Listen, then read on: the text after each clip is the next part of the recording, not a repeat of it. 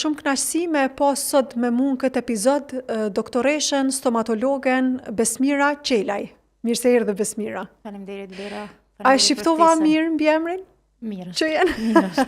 Se diskutuam paraprakisht na shkronjën që unë tregova thash, hëja të gjuhës arabe më duket i kam ma në konsiderat se çëjat. Jo pse nashta unë s'du, po nashta pse si kemi mësu. Nështë është pak problemi që nuk është ndarë çëja si ç'duhet, po megjithatë është sekondare, kjo s'është me rëndësi ndoshta aq shumë. Okay. Faleminderit edhe një herë për ftesën. Faleminderit edhe ty që ju ke përgjigj ftesës se e di doktoresh që ju i keni pak hezitim mediat, nuk është që jeni simpatizante e paraqitjeve. Kështu që faleminderit shumë që je ardhur. A mundemi me fillu me pjesën shëndetje oral, domethënë është ka një rëndësi të veçantë si komplet çdo organi joni, trupi jon, po pavarësisht na diskutuam edhe paraprakisht që dhimbja e dhëmbit është një element bajag i rëndësishëm edhe në është shqetësuese dikujt në shtëpi me pas dhimbje, është realisht unë çashtu e shoh. A mundemi me fillu prej fazës parë, domethënë fëmiu lind, beba lind pa dhëmb. Kur fillon edhe kur është normale me fillu me dal dhëmbët? Po, sigurisht. Atëherë, shëndeti i gojës nuk ka të bëjë vetëm me paraqitjen fizike apo estetiken, pamjen e bukur të njerëzit, por është shumë më thellë i lidhur me gjithë organizmin në tërësi.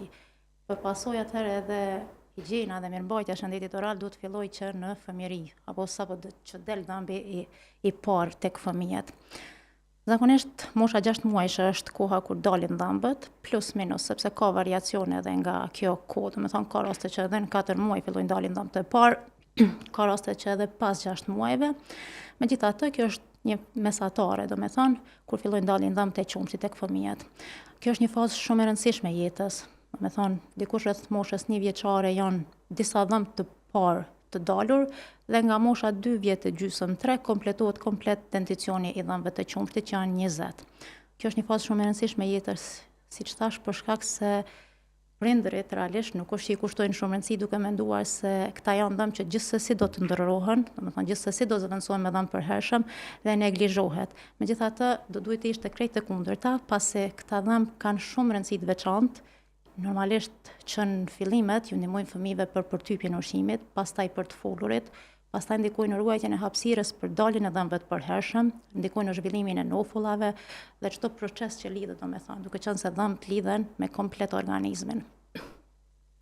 Është shumë e rëndësishme, domethënë, si këshilla të kësaj faze që do t'ju jepeshin prindërve, që në fillim, domethënë, ndoshta akoma pa dalë dhëmbi, fëmijëve t'ju pastrohen me një garzë të lagur, t'ju pastrohen mishrat të dhëmbëve, duke qenë se mishrat e dhëmbëve, duke qenë se krejt nënat e dinë që ushqimi i qumshtit, domethënë, në fillim ju krijon gjithmonë një çfarë strese të bardhë që mbulon gjuhën ose mukozën e gojës, dhe shumë e rëndësishme që në këtë fazë të fillohet me pastrim, domethënë, kjo është edhe për edukimin e prindit së pari, po edhe të fëmijës më vonë në mirëmbajtjen e higjienës orale. Pastaj me daljen e dhëmbit të parë është e paraparë që të përdoret brusha, një brushë butë me lëvizje të lehta që të pastrohet dhëmbi. Pra po themi që është më me rëndësi krijimi i rutinës, si fillim, domethënë, si që në moshë të vogël.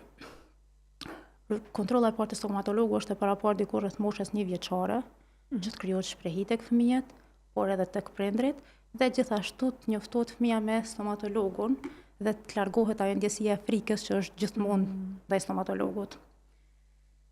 Kjo është pak a shumë për këtë fazë.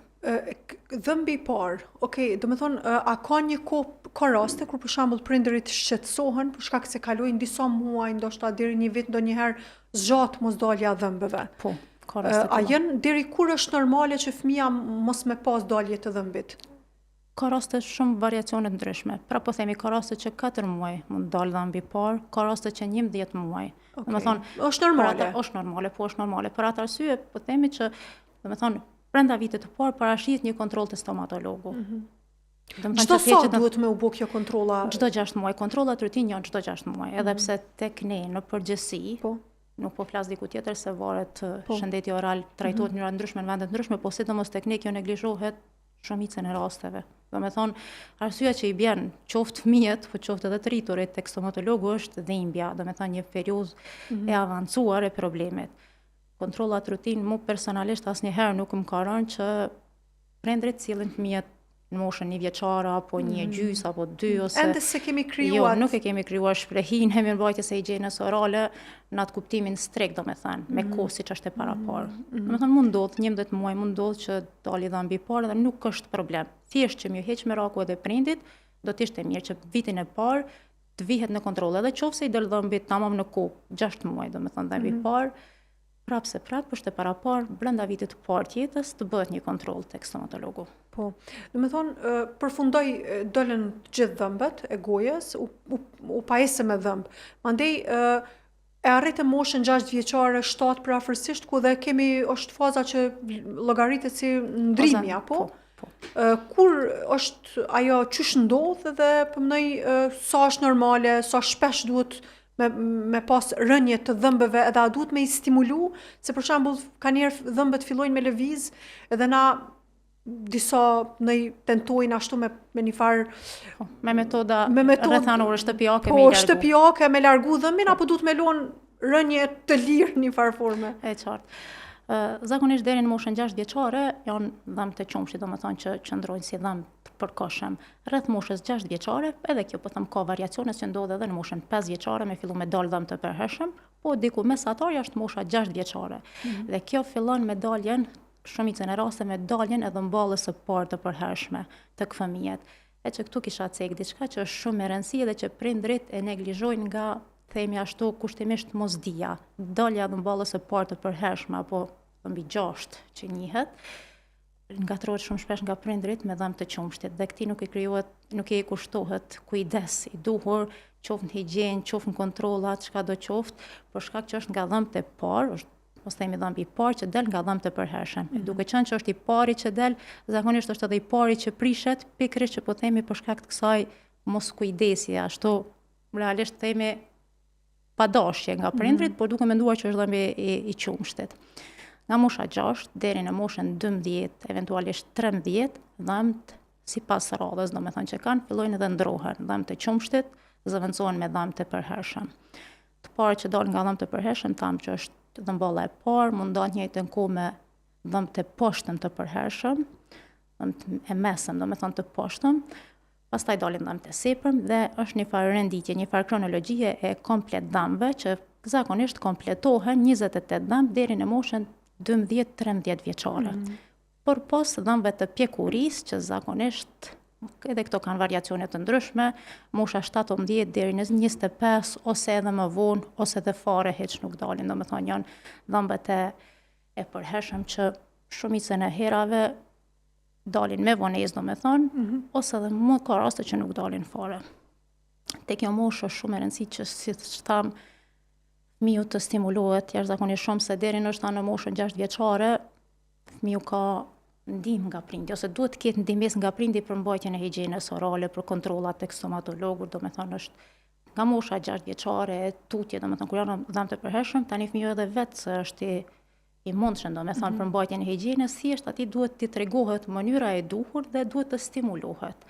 Me shumë rëndësi janë vizitat e rregullta tek stomatologu, pasi siç tham, nga të parat, molari dhëmballa e parë, domethënë që prishet është për shkak të pakujdesit, për shkak të përdorimit të tepërt të sheqernat të fëmijëve në këtë moshë, për shkak të frikës apo fobisë deri në një farë mase që kanë fëmijët nga stomatologu, gjitha këto e bëjnë atë efektin e vet dhe prishet në këtë moshë janë shumë dukshme. Nëse prishet kjo dhëmballa e parë dhe përhershme, domethënë e gjashta që siç e tregut, edhe imponohet stomatologu me hek. A do thotë që ajo më nuk zëvendësohet apo? Jo, ajo nuk zëvendësohet më. Por maksimumi duhet bëhet që mos largohet vetëm në raste kur nuk ka zgjidhje tjetër, për shkak se një dhëmb i humbur ka shumë rëndësi në stomatologji. Domethënë njerëzit mund mos i kushtojnë rëndësi, por ka shumë rëndësi sepse ndikon komplet gojen, komplet kafshimin, domethënë komplet funksionin e gojës. Duket ndoshta shumë pak një dhëmb, po është shumë i rëndësishëm. Kjo fazë, domethënë, është siç e cekëm me shumë rëndësi edhe për fëmin, po edhe për prindin, mu kriju ajo shprehia. Kjo është në pyetje gjithmonë shprehia, sepse në stomatologji çdo parandalim, edhe si dhe çdo punë tjetër, është lehtësim shumë i madh, edhe shumë më e thjeshtë se çdo trajtim. duke qenë se tek stomatologu shumica mos të vesh fëmijët, se absolutisht po edhe triturit, 90% e tyre vinë tek stomatologu pasi ka një problem shumë të avancuar. Edhe ajo është zakonisht dhimbja ose një gjendje alarmante që i bjen. Domethënë nuk është që vinë me dëshirë. Për atë arsye krimi i shprehive që në fëmijëri, që në fillim ndihmon shumë. Por realisht, doktoresh, dhimbja e dhëmbit është një ndër dhimbjet më të mëdha që përjetohen, konsiderojnë. Ndoshta jo më e madhja, na diskutuam edhe më herët, edhe mboni shumë përshtypje që ju thatë konsiderohet dhimbja pas dhimbjes së gurëve në veshka, apo? Për pos dhimbjeve të lindjes, do me thonë, dhimbja e dhëmbit konsiderohet një ndër dhimbjet më të mëdha. Po, edhe kjo e tregon atë rëndësinë, konsideroj, të shëndetit oral ose të dhëmbit që duhemi me u përkujdes. Nëse jo për veten të paktën mos mi përjetu që ato dhimbje. Po. E tregum pak a shumë këtë ndrimin, daljen e dhëmbëve të përhershëm. Po adoleshenca, cili është roli i kësaj, cili është roli i dhëmbëve ose në çfarë stadi jemi me gojen në fazën e adoleshencës? Po. Adoleshenca tani është një periudhë që ka ndryshime edhe hormonale, edhe emocionale, po ka ndryshime të shumë fëmijë edhe në hapësirën e gojës. Një problem i dukshëm që lidhet me adoleshencën është që neglizhohet shumë shpesh higjiena e gojës, që do të thonë adoleshentët tash se vetë se janë të vetëdijshëm, nuk është që më duhet t'ju thot dikush laj dhëmbët ose mirë mbaj, por janë të vetëdijshëm, po megjithatë e neglizhojnë. Pastaj janë përdorimi i pijeve energjike dhe i duhanit që fillon në këtë moshë që ndikojnë shumë negativisht themi në mbajtjen e higjienës orale. Pastaj janë disa probleme ortodontike që realisht to zbulojnë edhe më herët, edhe para adoleshencës, por që janë, si themi, ashtu dukshme goxha shumë në moshën e adoleshencës. Dhe këtu kisha cekë si shumë me rëndësi përdorimin e aparateve ortodontike që zakonisht parashihen në këto mosha. A mundesh më fal për ndërprerjen? Çka i bjen këto aparate që me qenë më? Po, aparatet ortodontike janë aparate që vendosen kryesisht, arsyeja kryesore është për drejtimin e dhëmbëve. Okej. Do të thonë, to ndryshe njënë si briketa, ka aparate të dukshme, ka aparate proteza, po. Do me thonë, këto përdoren në mënyrë parasore për drejtimin e dhëmbëve, përdoren kur nuk ka hapësirë të mjaftueshme për dhëmbët, kur dhëmbët kanë hapësirë, do me thonë shumë hapësirë, kur nofullat nuk janë në proporcion me njëra tjetrën, zakonisht ndodh shumë shpesh që nofulla e sipërme është e dalur jashtë, ndërsa nofulla e poshtme është të tërhequr nga prapa, kur kafshimin nuk e kemi në rregull. Edhe do të thonë kjo është një pikë kyçe tek adoleshentët që e para në paraqitjen fizike atyre ju pengon, edhe që duhet të trajtohet, por kjo ndikon edhe në probleme tjera që zakonisht higjiena nuk mund të mbahet siç duhet nëse i kemi veç se këto probleme. Edhe, do me thonë, kanë probleme mishrat e dhëmbëve, kanë probleme me erën e rënd të gojës, dhe në një farë mënyrë këta kanë një farë mungesë vetbesimi, që do me thonë paraqitet në rast se kemi probleme ortodontike që patjetër duhet të trajtohen. Do me thonë, kur është faza më e përshtatshme që me u vendos këto protezat? Me thonë, se na okej, mundemi me qenë 10 vjetë, edhe me i pas ato me i dhëmbët në një formë që doj me i drejtu. Po. Po, a vendosin për shembull në cilën stad apo duhet me prit? Ka raste që duhet me prit, komplet denticionin, do me thënë dhëmbët. Ka raste që edhe tek moshat më të vogla mund të vendosen proteza që janë të lëvizshme, do me thënë që heqen dhe pastrohen dhe vendosen përsëri. Ka edhe raste që duhet me prit pas një farë moshe, janë protezat fikse, do me thonë, ka proteza transparente që edhe ato mund të vendosen dhe hiqen edhe nga vetë pacienti, do me thonë. Por kjo krejt varet, dallon nga rasti në rast. Nuk është që ka diçka specifike një moshe caktuar kur mund të vendosen ose jo. Ka raste edhe të moshat të rritura, sepse shumë mendojnë që nështë moshat më të rritura nuk kryjnë më punë aparati ortodontik, po megjithatë kjo nuk është e vërtet. Ka raste edhe tek moshat 25-30 që do me thonë mund vendoset edhe ka efekt. Po, doktoresh, kthehem për pak, po vazhdoj me një blok marketingu.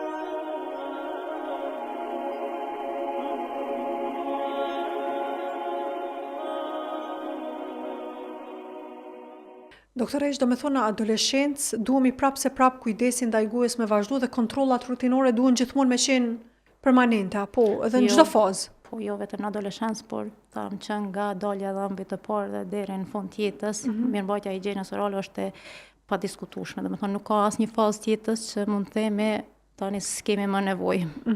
Është normale. Do me thonë, e përfundum adoleshencën. Do me thonë, për llogarisim 20 vite që e përfundum, mandej tutje, qysh rrjedh ky procesi kujdesit, se mandej jemi të kompletun. Goja është një farforme e kompletune. Qysh me vazhdu mandej tutje këtë mirëmbajtjen, karjesin, menaxhimin? Po. Zakonisht mosha, themi ashtu nga 20 deri moshën 60 vjeç, domethënë, është një periudhë që problemi kryesor është karjesi apo prishja e dhëmbëve që shkaktohet nga bakteriet dhe ushqimet kryesisht me sheqerna, mosmbajtja e higjienës orale, vizitat jo të rregullta, pastaj janë sëmundjet e mishave të dhëmbëve që njihen si gingiviti dhe parodontopatia, domethënë inflamacionet e mishit të dhëmbëve dhe aparatit që e mbështet dhëmbin, që janë sëmundje shumë realisht për hapësirën e gojës shumë të rëndësishme në atë kuptimin që shkaktojnë probleme shumë të rëndësishme. Pastaj janë edhe një problem tjetër që është bruksizmi. Domethënë po i cek kështu në pika shkurta problemet kryesore të kësaj moshe. Çka është bruksizmi? Bruksizmi është rëngimi i dhëmbëve që si pasojë e stresit zakonisht njerëzit në mënyrë të pavetdijshme natën i shtrëngojnë dhëmbët shumë dhe kjo sjell dëmtim realisht të strukturës së dhëmbit për shkak të presionit shumë të fortë që bëhet pa vetdije. Dhe lidhet edhe me problemet e tjera. Shkakton probleme të pjesa? Shkakton probleme të tjera që mund të shkaktojë është shtangim, dhimbjet në ufullave, mund të shkaktojë edhe kokëdhimbje. Domethënë është një problem realisht është psikologjik, por që bëhet në mënyrë të pavetdijshme. Tham, karjeset që zakonisht lidhen me mungesë higjiene, mbetje ushqimi, kontrollat jo të rregullta, pastaj Na kemi tendenca doktoresh për shembull me ushqy gjatë ditës, edhe në mes të ditës me marrë një orbit, shembull për marrë. A është në rregull? Shiko, orbiti nuk është diçka që ose është në rregull ose nuk është në rregull specifikisht. Më me rëndësi është se orbiti është mos themi i thjesht ashtu kushtimisht në krahasim me sheqernat e tjera. Është një problem shumë i rëndësishëm. Ndoshta dikush han një herë në ditë diçka të ëmbël, dikush gjatë gjithë ditës nga pak. Kjo është realisht shumë e dëmshme, ndikon shumë koha, periudha kohore, nëse në mëngjes han diçka ëmbël, në drekë, në darkë, po ashtu kjo është shumë e keqe. Mund ndodh dikush han ndoshta një herë në ditë ose me kafë ose diçka. Prap na nuk jemi ashtu themi simpatizant të ëmbëlsirave, por nuk është që mund të shmangen totalisht. Mirë po dikush që ka shpërhije që vazhdimisht konsumoj diçka të ëmbël, kjo është shumë e dëmshme. S'është mjedis shumë i përshtatshëm për bakterje të dëmshme në organizëm. A ka një limit apo po mendoj jo me tepru, tash ke jo me tepru për dikon mundet me qenë e muj me kuptu që shdojmë. Jo, nuk është që ka limit përcaktuar që deri këtu bën edhe këtu tutje nuk bën. Mirë sheqerna do me thonë janë 3, ashtu themi kushtimisht gjërat e bardha që janë helme për organizmin që konsiderohen që janë sheqeri, kripa dhe mielli i bardhë, kështu që mundësisht sa më pak. A vrehen doktoresh gjatë punës juaj të përditshme këta pacientët të cilët domethënë hajnë më shumë sheqerna ose a janë të dukshëm, a vreni dallimin në njerëzve çka hajnë? Sigurisht, komplet nuk e vrejmë çka hajnë, por sigurisht po, se ka të bëjë edhe gjenetika, mirë po pacientat kryesisht fëmijët, po edhe të rriturit që përdorin shumë sheqerna, me një herë vrehet, do me thënë. Dallohet se higjiena orale dallohet, do me thënë, komplet gjendja e gojës. Po nëse hajmë sheqerna gjatë ditës më shumë, po i kemi kujdes, do me thënë, jemi pak më fleksibil me kohën, jemi në shtëpi dhe i pastrojmë dhëmbët. A është pastrimi i dhëmbëve e ka efektin e vet. Mirë, po na nuk mund ta eliminojmë efektin e sheqerit në organizëm. Sa ajo nuk është që ndikon vetëm sheqeri, ndikon në dukjen e dhëmbëve. A i kemi dhëmbë të bardha, apo i kemi me njolla, apo i kemi me karjese. Domethënë nuk mund ta eliminojmë efektin e sheqerit në organizëm. Sa ai nuk është që shkon vetëm në dhëmbë dhe aty ndalet. kështu që sheqerin sa më larg. Okej. Deshta pak me gjetë një rrugë, Mundësisht, me arsyetu, me gjetë një mundësi, po prap Mundësisht. e përmendet mishin e dhëmbëve. Po. A është e njëjta gjë, do të thonë me dhëmbin, apo mishi i dhëmbëve, dhimbja mishi të dhëmbëve është diçka tjetër? Jo, nuk është e njëjta gjë. Mishi i dhëmbëve edhe aparati mbështetës i dhëmbit është problematik më vete, që do të thonë ndryshe njëjtë si gingivit dhe paradontopati, është inflamim i mishit të dhëmbëve, që ka arsye të ndryshme, ka do të thonë arsye ndryshme, po ndërkryesorët është higjiena. Do të thonë nëse me kohë nuk mbohet higjiena e duhur, atë do të thonë se çdo gjë po lidhet me higjienën dhe sigurisht edhe me ushqimin. Po pastaj edhe mendimin e stomatologut mbas vizitave, po kryesisht parsore është higjiena. Nëse aparati i dhëmbit mbështetës fillon të dëmtohet, atëherë komplet dhëmbi me kohë do të krijojë lëvizshmëri jo normale, derisa lëviz dhe duhet të largohet. Doktoresh, te gratë 7 zona, do të thonë, okay, secili stadi jetës duhemi më kujdes për dhëmbët. Mirë, po shtatzania është një fazë ose proces jetësor që nuk ndodh shumë shpesh edhe ka një kohë të caktuar. A ndodh që shtatzania me i dëmtu dhëmbët ose edhe mandej tjetra përveç kësaj, a mundemi me rregullu dhëmb gjatë shtatzanisë? Po, patjetër që mundemi me rregullu çdo lloj përpos trajtimeve që mund të presin ose që më themi ashtu estetike, çdo lloj trajtimi duke filluar nga dhimbja, ojtja, çdo lloj trajtimi mund të kryhet edhe në shtatzani. Domethënë, shtatzania në vetvete është një proces që më tepër themi ashtu nëse higjiena nuk mbahet siç duhet, për shkak gratë që kanë vjellje, aciditeti që krijohet në hapësirën e gojës e dëmton strukturën e dhëmbit. Dhe është shumë me rëndësi mbajtja e higjienës gjatë kësaj periudhe, si edhe në çdo periudhë tjetër, po sidomos. Për shembull, ta zëm nëse ka vjellje të her pas hershme, është mirë që të pritet gjysmë ore dhe të pastrohen dhëmbët, domethënë, parafërsisht pas gjysmë ore të pastrohen dhëmbët. Për shkak që po themi aciditeti që ka vjellja e dëmton strukturën e dhëmbëve. Përndryshe çdo lloj trajtimi mund të bëhet. Çdo lloj trajtimi dhe nuk duhet të neglizhohet, sepse ai veç se përparon. Domethënë mbajtja e higjienës edhe në shtatzani ndikon edhe tek frytjashën. Nuk duhet të kihet frikë ose në atë mitin që ekziston që në çdo shtatzani humbën dhëmbët. Nuk është që shtatzania i humb dhëmbë realisht. Okay. Neglizhenca jonë gjatë shtatzanisë e shkakton dëmtimin edhe humbjen e dhëmbëve më vonë. Mund të bësh çdo lloj trajtimi, absolutisht çdo lloj trajtimi mund të bësh shtatzani. Por pos rasteve që siç thash mund të presin, atëherë ato është mirë që të lihen për më tutje. Tash duke bisedu më kujtu diçka se do të thonë me procesin e shtatzanisë normal, kjo është proces vetëm te gratë. Po pjesa e shëndetit oral, a ka dallim mes gjinive apo është i njëjti proces? Nuk është që ka diçka dallim specifik, se pra po themi, nëse dikush nuk i rrin gati qoftë burr, qoftë grua, ajo pritshmëria që ka me pas probleme është normale. Ajo që ka ndikon është gjenetika tek secili organizëm, sepse kemi pa raste, kemi pa raste që ndoshta 80 vjet, 90 vjet i kanë dhëmbët shumë të mirë dhe nuk është që ndoshta i kanë kushtu diçka ekstra, domethënë kohë ose për kushtim higjienës orale, por kjo krejt varet, domethënë nuk edhe është nga që gjenetika. Po. Duke anashkaluar shtatzanin, që po themi është proces i veçantë, që nuk ndodh tek të dy gjinit, për shkak te gratë kjo periudhë mundet me qenë më e ndihshme, por pra po themi kjo krejt varet nga mirëmbajtja që e bën secili. Po mosha e tretë, do të thonë, çysh qëndron me shëndetin oral?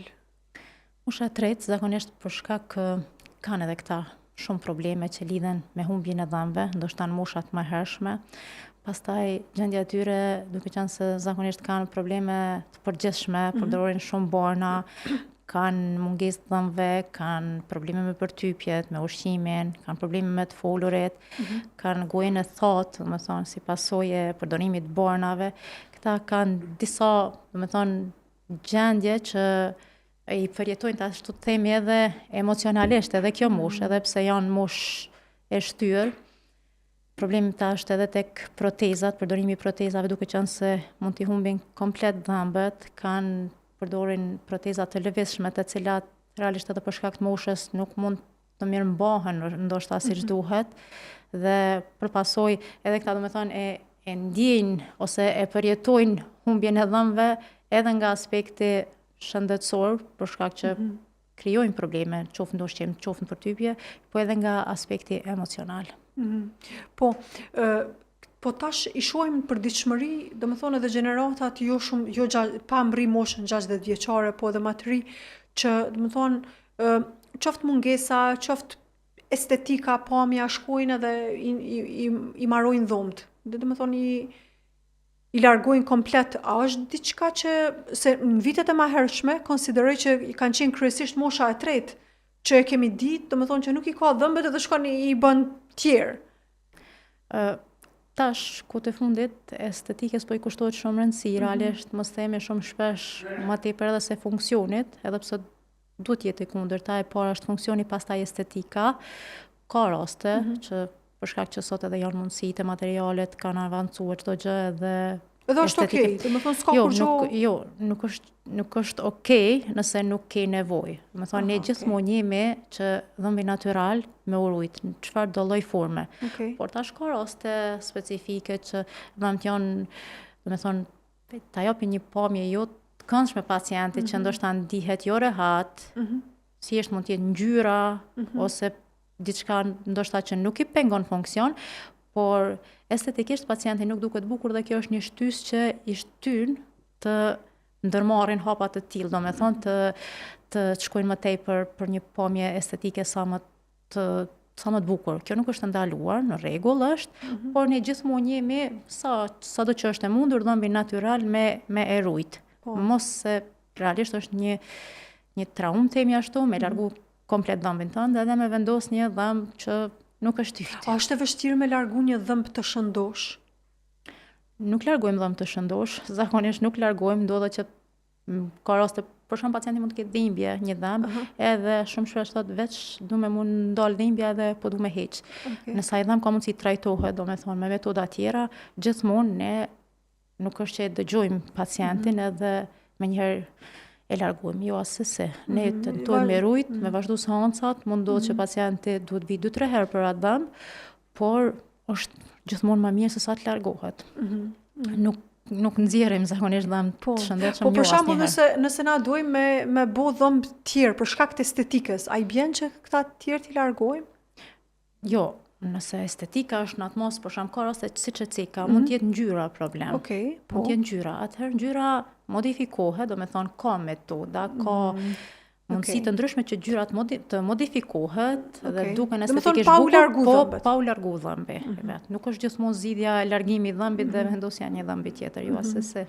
Domethënë për ju përveç që është shumë me rëndësi dhe është pak traumatike ideja që me largu një dhëmbë. Dhe nëse nashta për ne si cilësinë e pacientëve, nuk është që jemi të interesuar vetëm me ndalu dhimbjen ose me arrit qëllimin e estetikës. Jo, është e vërtet. Gjithmonë mundohemi me rujt maksimum dhëmbin e vet që e ka pacienti. Nëse nuk ka zgjidhje, atëherë ka metoda, mirë po gjithmonë brenda normales, domethënë mundësisht pa egzageru. Po. Cilat janë gabimet më të shpeshta që na si njerëz i bëjmë sa i përket pjesës kujdesit për dhëmbët? Zakonisht higjiena, mënyra e mbajtjes së higjienës orale, ndoshta shumë njerëz nuk e dinë pa vetdije, jo me qëllim, por pa vetdije, mënyra e higjienës, mirëmbajtjes së higjienës orale është shumë e rëndësishme. Shumë shpesh pacientët kur i pyesim si po i lajnë dhëmbët, e tregojnë një metodë ashtu para mbrapa si themi ashtu, një metodë që nuk ka lidhje me higjienën për shkak që i dëmton mishat të dhëmbëve, nuk pastrohet mirë, domethënë ka arsye ndryshme mirë, po metoda e rregullt e larjes së dhëmbëve është shumë e rëndësi. E kjo është një gabim që pa vetdije e bën. Ç'është është e rregullt? Zakonisht dhëmbët e para që duhet përdoret është brusha, kujdesi ndaj brushës që duhet jetë e butë ose mesatare. Është më rëndësi të përdoren pasta që kanë flor, është më rëndësi që të përdoren paint interdental, pastaj pa janë anashkalu vizitat e rregullta dhe zakonisht stomatologu, edhe nëse pacientët nuk e dinë, stomatologu duhet ta jep një pasqyrë ose një parafërsisht një si themi ashtu metodë të tregoj pacientit se si duhet lahen dhëmbët nëse nuk e din. Është shumë e rëndësishme që dhëmbët lahen me lëvizje rrethore, me brush, lëvizje rrethore, nga lart poshtë për dhëmb të sipërm dhe nga poshtë lart për dhëmb të poshtëm. Për shkak kjo është shumë e rëndësishme që të mos dëmtohet mishi i dhëmbëve, sepse mishi ka tendencë nëse lahet me lëvizje poshtë lart, siç i lajnë ndoshta shumë njerëz, mishi dëmtohet qafa e dhëmbëve, do me thonë mishi i dhëmbëve ka tendencë të tërhiqet nga rënja dhe zbulohet qafa e dhëmbëve, pacienti ka ndjeshmëri, do me thonë gjatë ushqimit qoftë nxehtë, qoftë ftohtë. Kjo është pak a shumë me rëndësi. Po, a keni pas doktoresh në ndonjë rast kur, do me thonë, pacienti është jo i pa dëgjushëm, po frika është qaq e madhe sa nuk mundet me qëndru në karrik pavarësisht moshës rritur. Po, ka raste frika shumë reale, ka raste edhe ndohet themi është në disa lloje, është një frika që zakonisht pacienti ka një farë ankthi themi para procedurës, por që kur ulet në karrik e sheh që nuk ka dhimbje, komunikimi me të, e te i kalon. Ka frikë që është tamam frikë që e largon pacientin nga kontrollat, ndoshta me muaj ose me vite që pacienti nuk vjen, dhe ka fobi, është dental fobia quhet që pacienti nuk shkon asnjëherë pranë më mirë me dhimbje se sa të shkojë te dentisti. Do me thonë, e përmende tha me një komunikim. Do me thonë, ju si profesionist e keni parasysh që personin që e keni në karrik ka gjasa që po friksohet edhe hyni edhe në këtë botën emocionale, apo nuk e ignoroni komplet që veç teknikisht me punu? Jo, patjetër që fillimisht duhet me fol me to, me kriju një farë empatie me secilin pacient, se nuk, e cek edhe në fillim nuk bëhet fjalë vetëm për fëmijë. Mos them 95% pacientëve vinë me frikë, vinë me hezitim, ndoshta nuk kanë dhimbje, se ka raste edhe pacientë që janë korrekt në atë kuptimin që e mirëmbajnë higjienën, ju mirëmbahen, ju përmbahen kontrolleve, por atë frikën e stomatologut nuk e di pse e kanë shumica e njerëzve. Zakonisht edhe nga era, sapo hyn te dera, më ndodh shumë shpesh, thonë, era dentist, po vjen, është një farë shprehje shumë. Po pacientit sigurisht duhet me i spjegu, me fol pak a shumë me të, me i tregu si shkon procedura, edhe disa minuta janë thjesht komunikim që ai mundi rehat edhe me pranu me bashkëpunu. Se po, ka tritor që ndoshta duhet me i thirr 2-3 herë, ose me ju rikujtu që duhen me ardhë në terminin e caktuar, për shkak që mund ta kenë një dhëmbë me një preparat që nuk mund të qëndroj ta zëmë më shumë se 2 javë ose diçka e tillë. Dhe qëndrojnë 2-3 muaj, si unë shumë që kom pasur. Po, ndodh, po ajo ndodh. Edhe është e dëmshme me majt i lojt? Po, patjetër, se ajo shkatron strukturën e dhëmbit, po sigurisht. Do me thonë, to janë kohët përcaktuara sakt sa mund të qëndroj një preparat në dhëmb. Do me thonë, është shumë e rëndësi për mbajtja e në kohë. Për shkak ka pacientë personalisht mosha të reja, 37-38 vjeç që ndoshta asnjë dhëmbë nuk e ka në rregull. Do me thonë, me prishje, me paradontopati, do me thonë, probleme misha dhëmbëve, me gjakderdhje. Është shumë, edhe kjo krejt është nga frika, që pacienti vetë pranon, thotë që veç se kam pas frikë, zakonisht to frika vjen si pasojë përvojave të këqija, më herët, ose mos informatave të duhura, dhe pacienti krijon fobi. Është më së normale. Po, a është e bezdishme për ju si doktor në këto momente kur e keni një pacient, do me thonë, të tillë që në personi po friksohet dhe po për ju realisht ndoshta ndonjëherë mund të me qenë e bezdishme se është punë juaj atë cilën duheni veç me realizu? Apo është e përballueshme? Jo, nuk e shohim ashtu si diçka që thjesht duhet me realizu edhe me në kuptimin që me kompromentu emocionin e pacientit momental, për shembull, se nëse dikush ka shumë frikë, përpiqemi me mirë kuptu, sepse nuk është që dikush kanë, si thash, 95% e pacientëve që vinë kanë këtë problem. Ne i jemi të përgatitur me këtë çështje. Keni parasysh. Thjesht ajo që përpiqemi është që m'ia shpjegu që s'ka me pas dhimbje, ose është një moment specifik që do të ketë një dhimbje shumë të vogël dhe kalon, po tash është koha shumë ndryshe, nuk është si përpara, anestezioni ka përparuar shumë, mjetet, teknologjia, do me thënë stomatologji ka ecur shumë përpara dhe çdo gjë është më lehtë realisht. Ka njëherë, edhe unë jam një ndër ata që nuk është që më pëlqen shumë me shku në karrikën e stomatologut, po është e pamundur me qenë, do me thonë, mu shmangë plotësisht, mirë po çka unë mendoj, edhe kom pyet edhe më duket, nuk e di nëse është në realizim e sipër, po tena, po besoj që merr kohë pak me ardh, çka unë kisha dashur, besoj që edhe shumë njerëz që po na shikojnë e kanë çat dëshirë është, kisha dashur me u realizu një anestezion i përgjithshëm, ku punohet në gojën tonë, dhe më thonë komplet, brenda një dite ose orë, edhe me përfundu krejt proceset që aty pa, më thonë, pa u ballafaqu heq me vetë dije, me qatë, se okej, anestezioni lokal, po ti prap e din që diçka që aty po E për jeton, po. Unë personalisht nuk isha dasht, edhe nëse kishë qenë e mundur, personalisht nuk isha dasht. E por është traumë shumë e madhe për organizmin me hyrë në një anestezion total. Shumica e njerëzve, që mos them gjithë njerëzit e dinë që nëse ka arsye për një rast tjetër, do me thonë një problem tjetër të organizmit që duhet hyet në një operacion me anestezion total, merren masa paraprake, bëhen analiza shtesë dhe është, do me thonë, e panevojshme për dhëmë për shkak se janë procedura që mund të kryhen, edhe komplet dhëmte nuk mund të kryhen brenda një dite, asëse komplet dhëmbët është traumë shumë e madhe për organizmin, qoftë për fëmijë jo, pas për tritur, nuk mund të intervenohet në gjithë dhëmbët, bëhet fjalë për rastet specifike që po them, unë personalisht kam pacient 37-38 vjeç që asnjë dhëmb, ka mungesë dhëmbëve, jashtëzakonisht shumë, po ata që i kanë mbetur asnjë nuk është i shëndosh.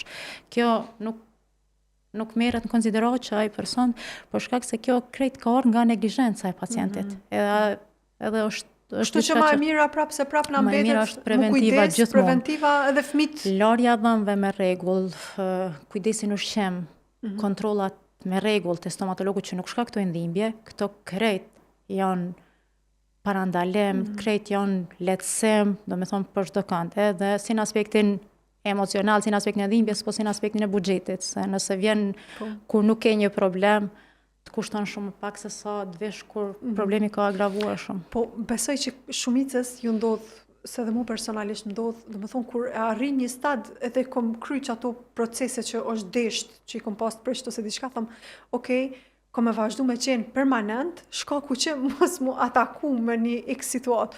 Po prape vrej që dhe me thonë koha veç shkon, edhe është që ajo frika, po ndoshta nuk e di, për mënoj shpresoj që gjeneratat e reja të paktën kanë me qenë matë njoftun, ndoshta se na ose... Po.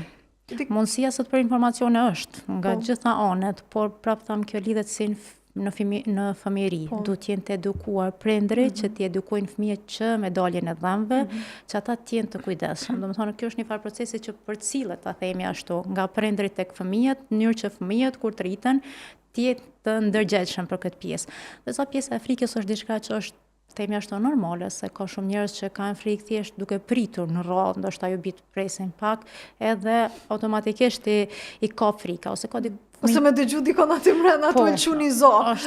Edhe ajo ndikon, pastaj edhe bisedat që pacientët i bëjnë mes veti, për shembull, dikush ka qenë te një stomatolog, dikush te një stomatolog tjetër dhe shkëmbejnë provojat dhe dikush mund të ketë pas provojë jo të mirë, ka arsye ndryshme dhe automatikisht i përcillet. Pastaj frika nga injeksioni, thjesht dikush duke thjesht injeksionin e paramendon dhe automatikisht shumë shpesh ndodh thotë po provoj me punu pa anestezion, e shet që nuk mundet edhe duhet me marrë anestezionin, po për themi ashtu frika nga anestezioni është shumë reale.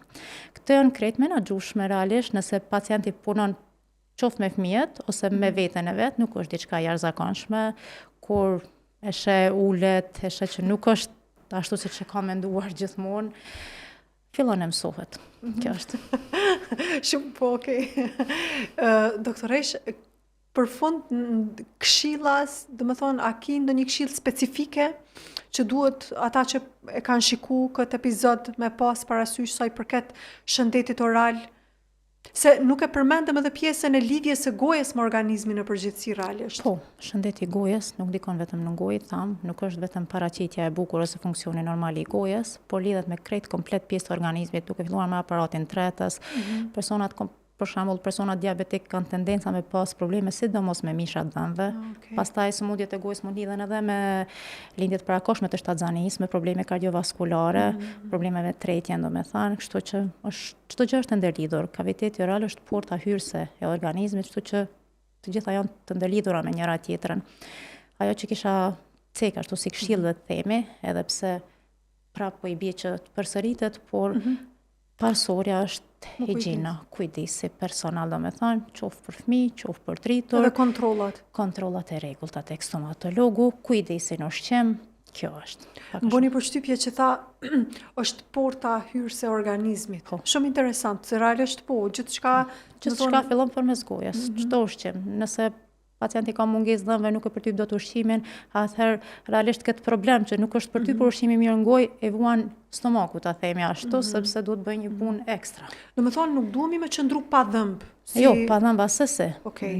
Vetëm një dhëmb nëse mungon, kjo mundësisht në mundësinë e parë duhet të zëvendësohet, për shkak se krijojnë probleme që kanë lidhshmëri tani me njëra tjetrën. Nëse një dhëmb mungon, ta zëmi mungon dhëmb të parë, e para që bie në sy është problemi estetik, ashtu edhe pacientët zakonisht këto shpejtojnë. Kjo është pjesa e vetme që shpejtojnë me rregullu, sepse duket keq estetikisht, nuk është problemi i funksionit, sa është problemi estetikës në këtë pjesë.